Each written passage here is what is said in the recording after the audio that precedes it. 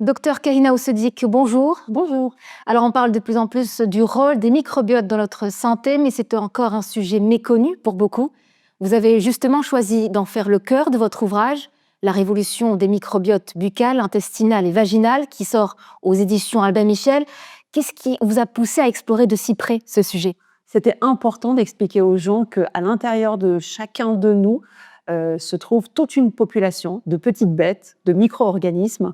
Et c'était important d'expliquer aux gens quel était leur rôle et leur bienfait sur notre bonne santé. Alors vous mettez en avant 3 microbiotes, le microbiote intestinal, buccal et vaginal. C'est vrai que l'intestin, on en entend souvent parler, mais pourquoi les 2 autres? Il est important de comprendre qu'il n'y a aucun microbiote dans notre corps qui fonctionne sans l'aide des autres petits micro-organismes. Donc, c'était important d'expliquer aux gens qu'aucun microbiote à l'intérieur de nous ne fonctionnait seul.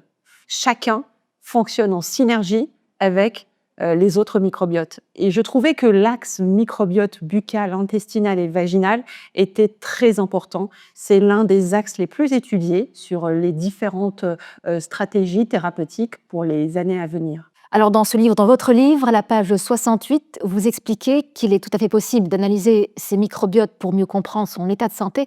Concrètement, ça fonctionne comment? Il faut savoir que pour analyser son microbiote, il y a différentes techniques. Euh, L'analyse 16S, l'analyse shotgun, et dans le livre, on explique que l'analyse shotgun est l'analyse la plus pertinente aujourd'hui pour connaître tout l'ensemble de ces bactéries dans chacun des microbiotes.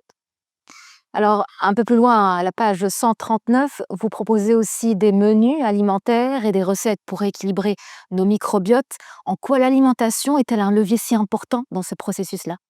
Il est important d'expliquer que manger naturel, manger non raffiné, manger non transformé est important pour nos bactéries, important pour les bactéries du microbiote buccal, intestinal et vaginal.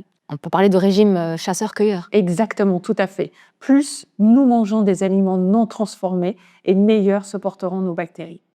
Docteur Oussedik, alors on entend énormément parler des probiotiques. Est-ce qu'on peut considérer que c'est une bonne solution pour améliorer nos microbiotes? Alors, le probiotique n'est pas automatique. Il faut d'abord analyser son microbiote, savoir quelles sont les carences et ensuite les corriger de manière ciblée. Je préconise plutôt une prise de probiotiques, mais de façon ciblée, c'est-à-dire choisir les bactéries qui nous manquent ou essayer d'aller renforcer les plus carencées à l'intérieur de chacun de nous.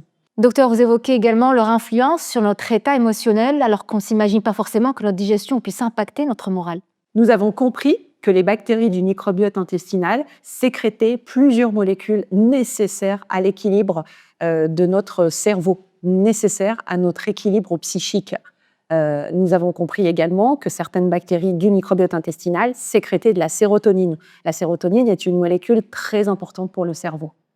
La recherche sur les microbiotes avance à une vitesse grand V, une vitesse fulgurante, que ce soit dans la compréhension de leur interaction avec notre métabolisme, leur impact sur le système immunitaire ou même leur lien avec la santé mentale. Selon vous, docteur, quels sont les progrès majeurs ou innovations auxquels on doit s'attendre dans les prochaines années? Je pense que dans les prochaines années, nous aurons premièrement l'occasion de tous tester nos microbiotes, que ce soit le microbiote buccal, intestinal et vaginal, et nous aurons tous la possibilité d'avoir des traitements sur mesure par rapport à nos problématiques psychiques, cérébrales ou autres d'ailleurs. Docteur Karina Oussedik, nous avons bien vu à quel point prendre soin de nos microbiotes peut vraiment booster notre bien-être au quotidien. Et votre ouvrage, La révolution des microbiotes buccal, intestinal et vaginal, sort aux éditions Albin Michel. Merci pour ce bel échange. Merci à vous.